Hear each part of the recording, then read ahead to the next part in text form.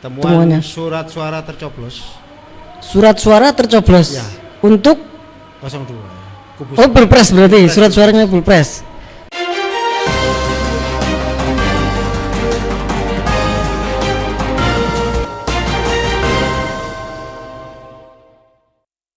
Sore Mas Teddy. Ya, Bolo, kita sedang kedatangan kawan dari PDI, Mas Teddy Armanto. Beliau sekretaris DPC PDI Kota Pasuruan gitu. Apa kabar Mas? Sehat? Sehat Mas, alhamdulillah. Tadi sempat kering juga untuk ini. Kita pantau-pantau TPS Kota Pasuruan. Se-Kota Pasuruan. Ada ngeluarin saksi juga Ya, PDI saksi gitu. di seluruh TPS di kota. Sama seluruh TPS 579 TPS kali 2. Saksi Pilpres dan saksi Pileg. Saksi Pilpres dan saksi Pileg gitu. Sejauh ini ada yang sempat apa temuan-temuan atau apa begitu? Kalau temuan sih ada satu temuan tadi pagi kita sudah laporkan ke Bawaslu dan KPU ya. Apa itu? Temuannya surat suara tercoblos. Surat suara tercoblos ya. Untuk 02. Oh, Pilpres berarti surat suaranya Pilpres. Pilpres ya. Jadi Pilpres. Itu diketahui pas ada pemilih buka itu baru dan ketahuan kalau surat suaranya sudah tercoblos gitu. Iya, sudah tercoblos. Dari saksi kita menginfokan ke ketua ranting di Kelurahan Mandaran Rejo. Dan ketua rantingnya meneruskan di WA pribadi saya, Japri ke saya. Di situ ditemukan surat suara tercoblos di kubu sebelah. Nah, itu kan begitu masuk bilik ketahuan kalau surat suaranya tercoblos, sudah tercoblos. Sebelum masuk bilik. Ya. Tapi akhirnya yang pemilih dapat surat suara yang baru gitu. Saya kurang tahu. Atau seperti apa gitu? Ya kemungkinan dapat suara pengganti ya. Karena saya tanyakan ke komisioner Bawaslu maupun komisioner KPU, itu merupakan suara-suara tidak sah. Yang surat-suara rusak tidak sah ya. Karena tadi yang kita temukan misalkan di Kluwut juga sama, jadi ada pemilih yang dia dapat surat suara yang sudah tercoblos ya. Juga. Cuman kalau untuk siapa yang tercoblos kita belum dapat info deh. Gitu. Ya paling kendalanya cuman surat mandat saksi yang pemahamannya para KPPS itu mandat kita itu karena kita satu partai dua surat mandat, artinya mandat Pilpres dari TPN, kita seluruh saksi TPN itu kita dapatkan, artinya dilengkapi oleh PDI Perjuangan dan Pileg PDI Perjuangan. Nah, pada saat penyerahan surat mandat, dua surat mandat berbeda namanya, satu mandat Pilpres dan satu mandat Pileg. Nah, di situ karena kita ngomongnya surat saksi dari PDI Perjuangan, mengiranya lu kok dua seperti itu. Tadi ada beberapa TPS yang tidak membolehkan saksi kami saksi Pilpres untuk masuk. Karena problem administratif tadi, kesalahpahaman di situ. Tapi akhirnya bisa. Setelah saya datang di TPS 6 Bugul Kidul, itu saya datang pertama si pengawas Panwaslu ya, pengawasnya itu tidak mau nerima kalau ini surat mandat surat mandat 1 untuk berdua. Tapi sudah saya katakan ini kita berbeda, saksi itu 2, saksi Pilpres dan saksi Pileg. Dan surat mandatnya juga 2. Surat mandatnya 2. Nah, setelah itu nggak ada surat mandat Pilpres nggak ada, dicari lagi. Begitu di KPPS-nya ada di map dan di situ ada Pilpres surat mandat saksi Pilpres Ganjar Mahfud, akhirnya boleh masuk saksi. Padahal itu sudah diserahkan ya surat. Sudah diserahkan. Itu ya. Kita ngomong H-1, artinya maksimal jam 00 tadi malam. Saya sampai malam juga ngontrol juga di TPS per ranting ya, gimana ada keluhan. Nah, ternyata pagi masih banyak keluhan sampai jam setengah 11-an itu di TPS 23 Bugul Kidul juga sama kejadiannya, tidak bisa masuk. Karena itu tadi alasannya sama. Tadi ditemukan di TPS di Tapaan juga seperti itu juga. Padahal itu kan harusnya sudah clear dari awal, seharusnya sudah clear gitu loh, seharusnya sudah clear dari awal, dari jam 00 itu sudah clear, nggak ada masalah gitu. Artinya kemudian tidak bisa masuk itu karena problem petugas KPPS yang lupa menyelipkan suratnya, atau memang tidak paham begitu. Kalau yang di TPS 23 itu katanya lupa. Makanya ya saya terima kasih sekali Panwas oke lah pekerjaannya, Panwas Jamnya juga oke lah pekerjaannya, karena tidak ada surat mandat, tidak boleh masuk saksi. Tapi kenapa kok tidak dicek ulang? Padahal sudah dikasihkan kan dari kemarin. Sudah dikasihkan dari maksimal. Saya sudah kasih arahan kepada saksi pada saat pelatihan saksi jam 00 harus sudah distorkan, sudah diserahkan KPPS, ya sudah diserahkan ke KPPS. Oke. Nah Mas tadi untuk pemilu kali ini PDI punya berapa kursi sih kemarin? 2 ya kalau nggak salah. Kalau 2019 dua kursi. Nah kalau hari ini berapa targetnya? Target kita sih kalau kita dari partai sih 4 ya. Artinya 4 itu per dapil ada lah. Itu target dari partai? Iya, Pak. Atau di DPC sendiri? DPC sendiri antara 4-5 kursi ya. Kurang lebih seperti itu. Yakin bisa ini dapat? Insya Allah. Kalau kemarin yang 2 dari dapil mana? Panggung dan Purworejo.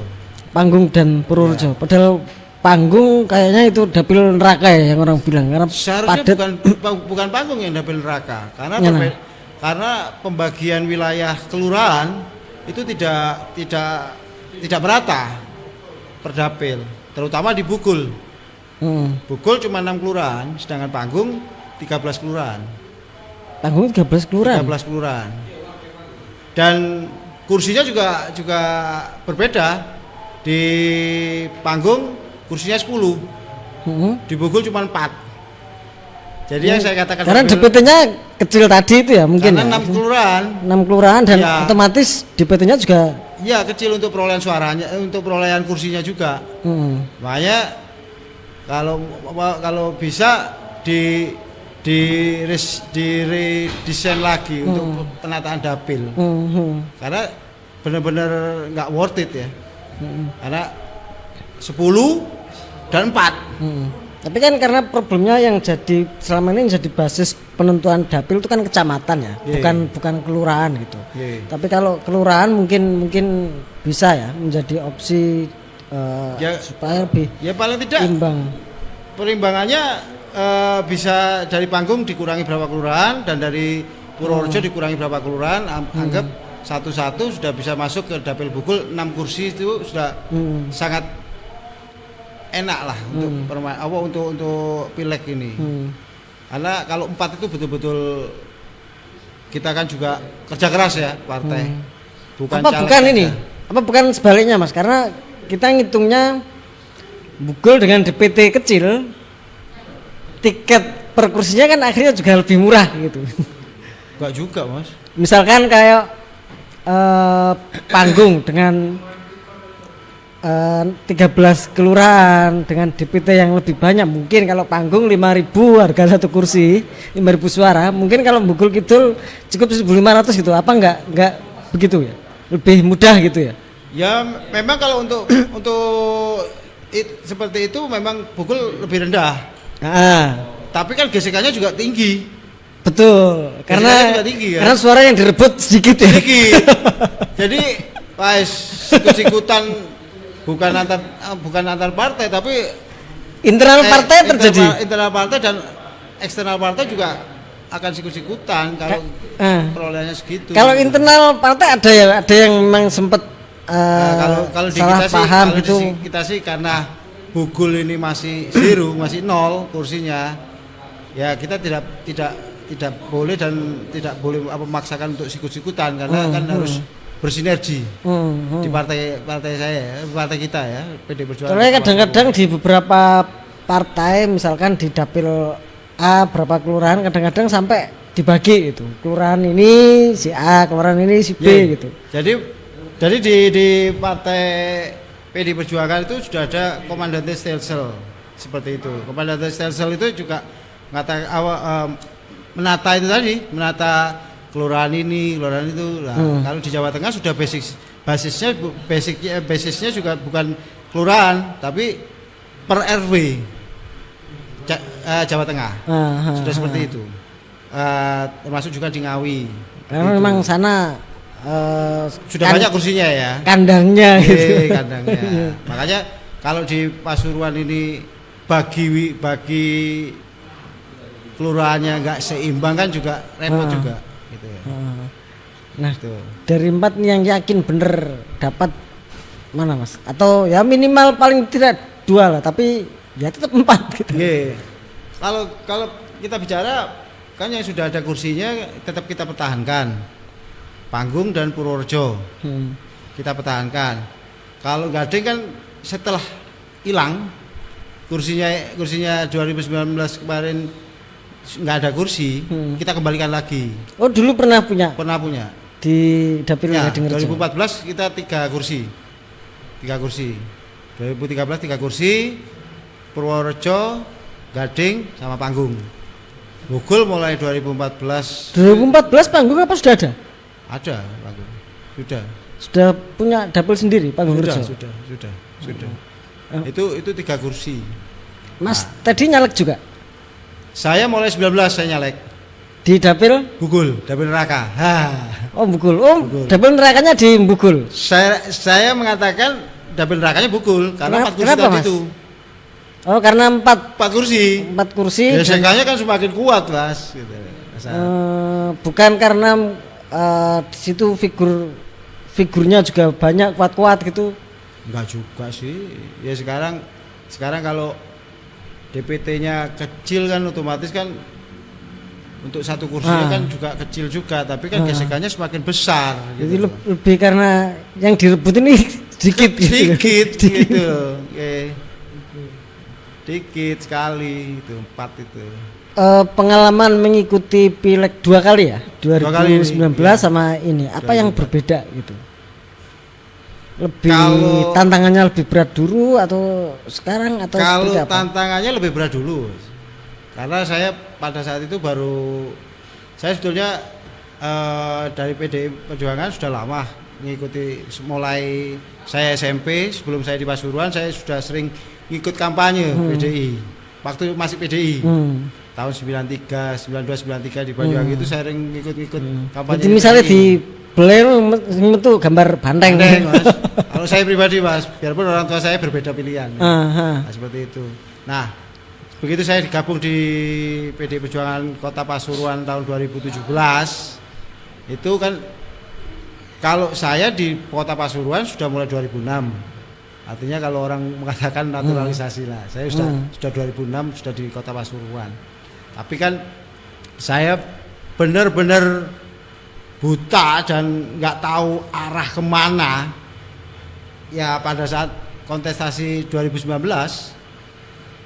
jadi saya nggak tahu wilayah Bugul itu wilayah mana, dan saya nggak bisa memilih pada saat itu. Ya pada saat itu. Oh dulu dapil Bugul. Saya Bugul juga.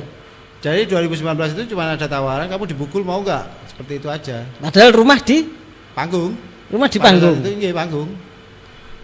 Ya sudah akhirnya ya benar-benar kayak dilepas di hutan. Dilepas di hutan jadi nggak tahu lor kidul letan kulon, nggak tahu saya Bugul ini. Wilayah sampai mana juga nggak tahu. Dari pengalaman itu yang kemudian menjadi pelajaran. Paling tidak ada ini. Akhirnya di 2019 ini, oh berarti 2024 ini saya bisa, oh ini seperti ini. Jalannya seperti ini. banyak modal Mas? Hah? Banyak modal untuk tarung di ini? Enggak juga sih Mas, enggak juga sih. Ya modal sih saya kepingin, di harapan saya sih jika saya terpilih nantinya saya akan memberikan supporting modal kerja.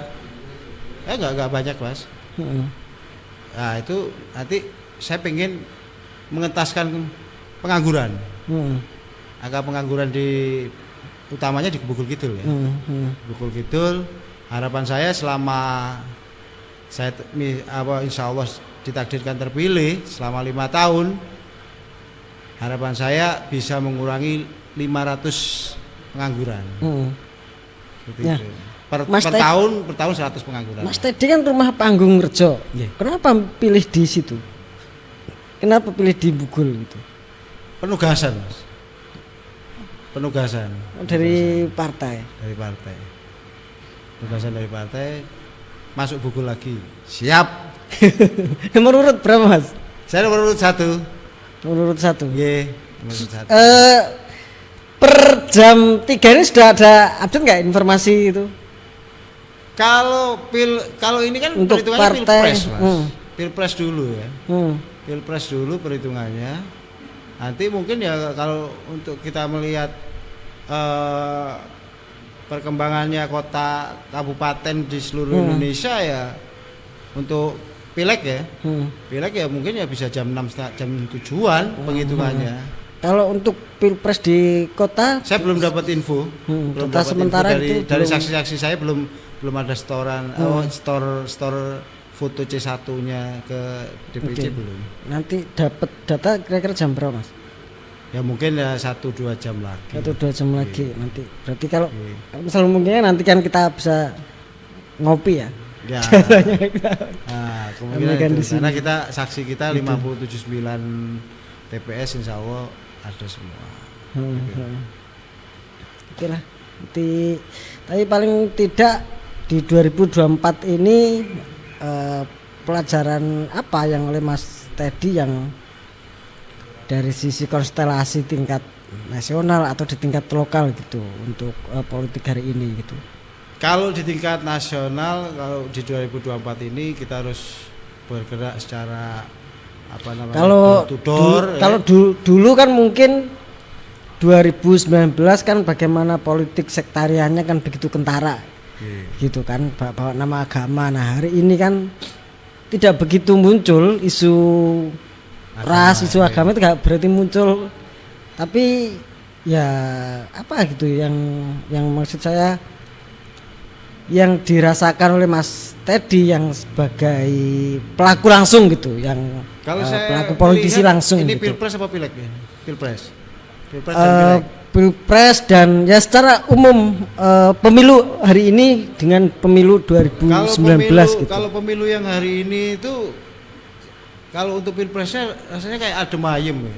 Pilpresnya. Pilegnya juga awal-awalnya juga adem ayem, enggak saya menemukan gesekan tapi enggak seberapa seperti yang di 2019 gitu. Berarti konstelasinya lebih berasa di 2019 ya. Lebih persaingannya gitu, ya, berasanya itu ya. Cuman ini kan kita kan diwajibkan dari DPP untuk turun langsung ke masyarakat. Ya alhamdulillah saya juga turun ke masyarakat. Di samping untuk pengenalan saya juga pengenalan juga untuk memenangkan paslon saya.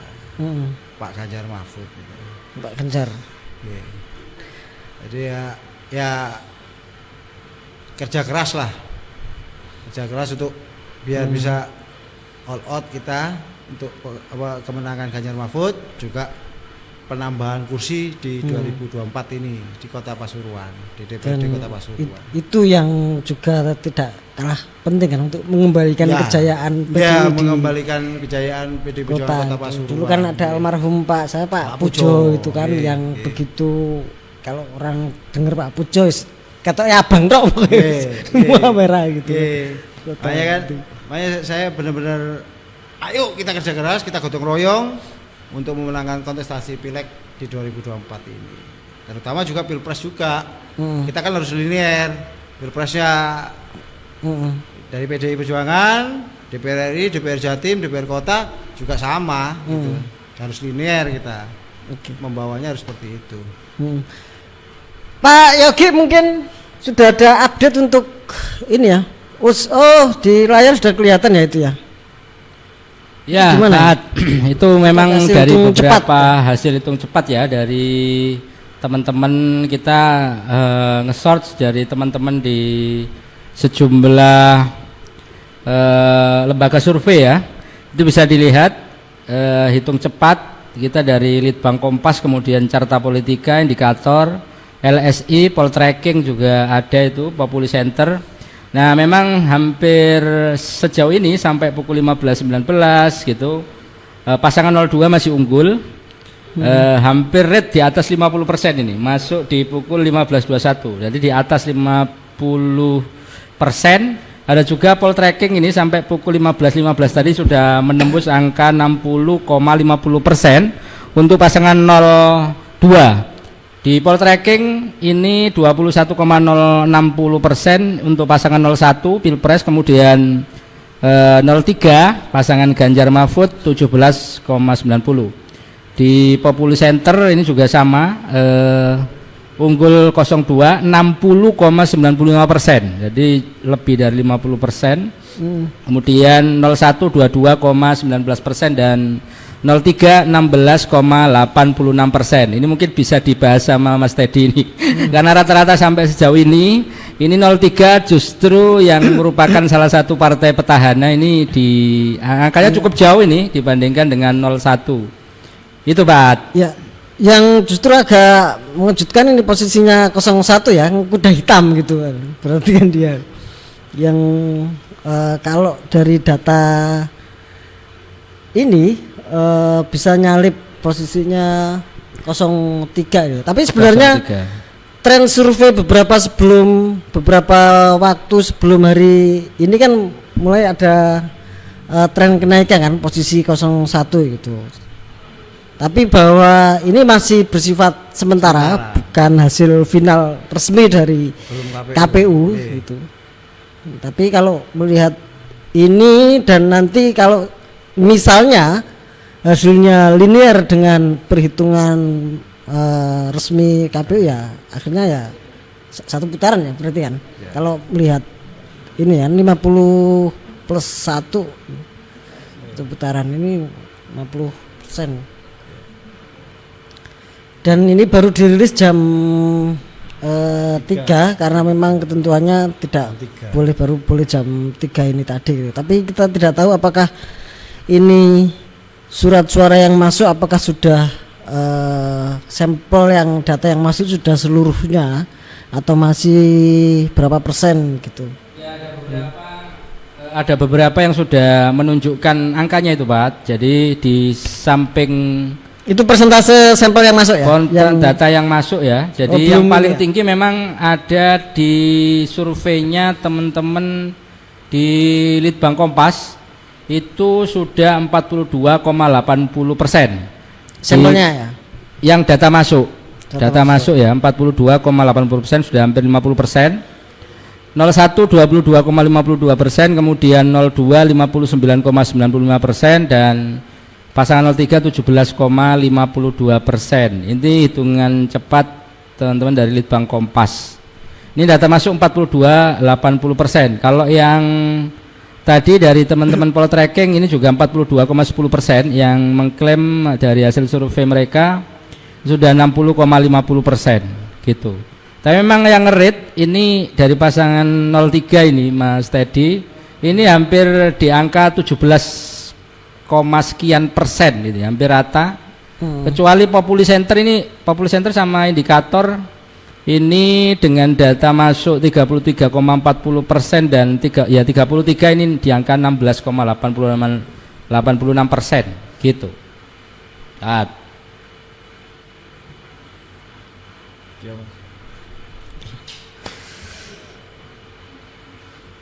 Ya, itu data sementara yang sudah masuk.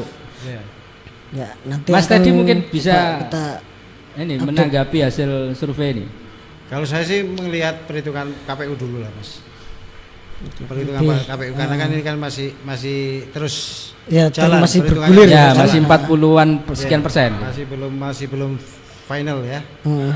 Jadi benar. saya tunggu perhitungannya KPU resmi benar-benar entah pasangan 01, 02 atau 03 yang masuk, kita tunggu perhitungan resminya KPU.